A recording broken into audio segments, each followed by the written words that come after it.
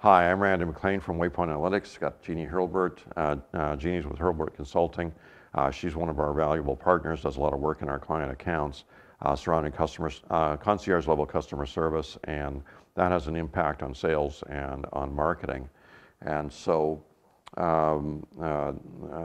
within the context of what you're doing and what we're doing, we've been taking a hard look at segmentation this year. All right, so when you talk about segmentation, are you talking, when I look at this with most companies, they're segmenting by demographics if they're B2B or firmographics if they're B2C. Is that what you're talking about? Yeah, and that's where most people are, because frankly, if you're going to segment the market, and you know, segmentation is a marketing, it's a sales trick.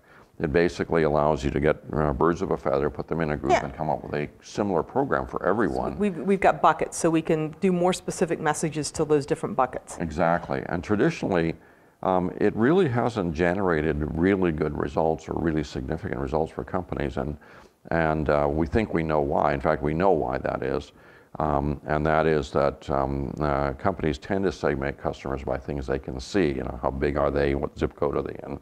You know, what industry do they service? That kind of thing.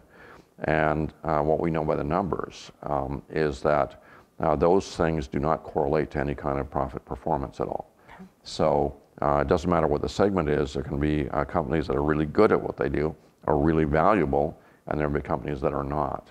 And so there's no real differentiation between the segments, and so that kind of defeats the purpose of segmentation. Sure. So what we've done is we've gone into the numbers and taken a deep look at customers, and we segment them not by demographics, but by performance and profit values. Oh, wow. And so that means when we look at certain segments that we've developed, we have accounts that no matter what industry they're in or what zip code they're in, no matter what size they are, whatever the demographic measure could be, they really are more or less efficient in what they do. They are more or less valuable to your company than other groups. So what you're saying is really important, because in essence what we've been doing in the past is taking things like demographics and firmographics, depending upon your B2B or B2C, and we've been using those as markers, and what you're saying is the underlying dimension, we can measure the underlying thing that we really care about, which is performance, directly, instead of trying to use surrogates that aren't that good. Well, and that's, and to put a refinement on it, we have partners that actually do work that correlate our profit value categories with different kinds of firmographics that help identify the markers of companies that are likely to be in the bucket. Cool. And I think that's very valuable work, especially when you're trying to gain new accounts. But to figure out which accounts belong in those buckets in the first place, so you can find out what the common markers are, you really have to use a profit value approach. Okay. So you're not throwing the baby out with the bathwater. You're not getting rid of the markers, but you're tying the markers down to the things that matter. Exactly. Okay. And so we've identified 6 specific segments which really matter. And those segments are the high leverage accounts, the high efficiency accounts, the high potential accounts, the profit drain accounts, and then the money making small accounts and the money losing small accounts. Okay, so let's talk about can you just kind of give us an idea quickly of what those segments, when you start talking about high leverage and high efficiency, you're going to pique people's interest fast. Well, so what are those accounts? Yeah, okay, so that's a good question. And so when we look at the high leverage accounts, these are companies that do a very good job of converting revenue into bottom line. So that big overall conversion every company is supposed to be doing. These are the accounts that make the biggest contribution to the overall that conversion of revenue to profit is really the whole ball game for most companies. It is, and what this segment does is helps you identify. Well, let me back off. Every company has to do a big conversion of revenue into bottom line, but within that, there's quite a number of different conversions. You know, how good are you at converting revenue into cash flow into bottom line?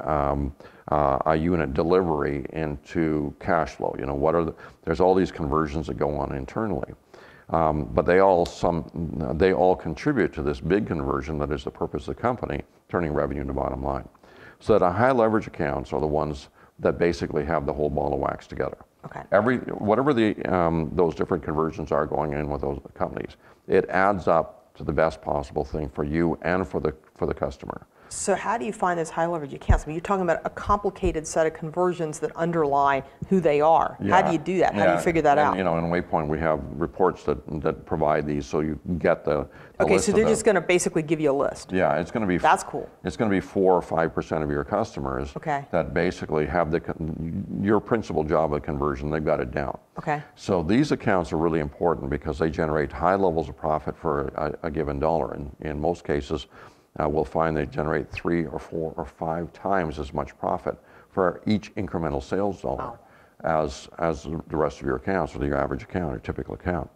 And so this is the group that you use for doing penetration plays. You know, go out and sell them more what you can, because every incremental dollar you sell there slams to the bottom line. Okay. You know, all the stars are aligned on these accounts. Now, there's a second group of accounts that are the high efficiency accounts. And no matter what their cash flow generation is, they consume a much smaller portion of your infrastructure costs. The service costs for these accounts are much lower than average. And so in these accounts, an incremental sales dollar for these accounts will, you know, you can double your revenue, double your cash flow, but it doesn't double your costs. It may only increase your cost by 1/3 or 1/4 or 1/10. And so these are the best accounts for growth. So what you want to do, first of all, is you want to protect these accounts. And then the second thing you want to do is you want to use the markers in these accounts to find more accounts like them. Okay. Because if you can double numerically the number of accounts that you have that fit into this category at all sizes. So basically you want to clone these guys. You want to clone these guys. And every one of them will have a direct competitor that sells the same stuff in Okay. the same way to the same customers, and is highly likely to also be a high efficiency account. So that's what you do. You go look for the competitors of these guys and go try to convert them. Right, and we have partners that help our clients go and identify what the markers are and go get these guys. And so this is the key to growth, because you scale up your revenue and your cash flow faster than you scale up your infrastructure costs, and that means it's magnifying your profit generation line. That big conversion that you're doing of revenue into bottom line is scaling up as you add these accounts. Okay. And they also provide replacement gross profit for one of the worst categories of accounts, and that's the profit drain accounts. And for years, WayPoint clients have known that they can change the nature of their business in a big way without necessarily having to change sales levels, by changing the balance between the money-making accounts that they have and the money-losing accounts that every company has.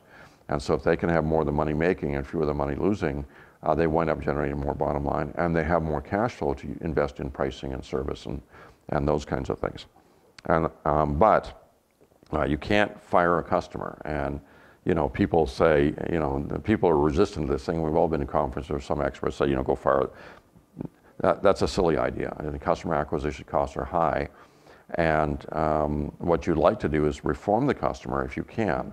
But there are customers saying, no, my business model depends on you losing money doing business with me effectively, and they're not going to change. Right. And so what you'd want to do is trade them off for another customer. So what you want to do is you look at the customer, he's generating $33,000 of cash flow for you, and a gross profit for you.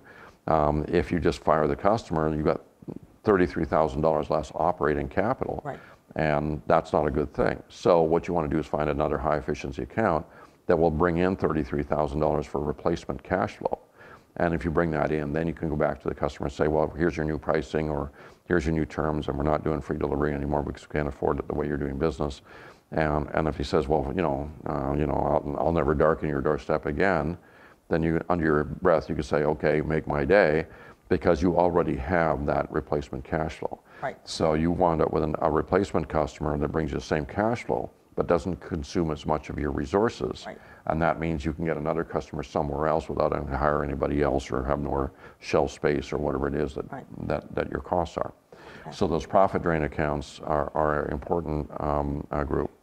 And then the small accounts, the ones that produce below average cash flow, the money-making ones can be very profitable.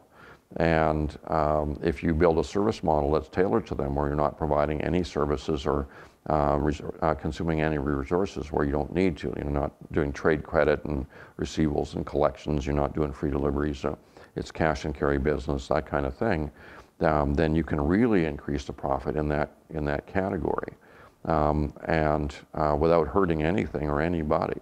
And then the money losing small accounts, you need a different service model for them.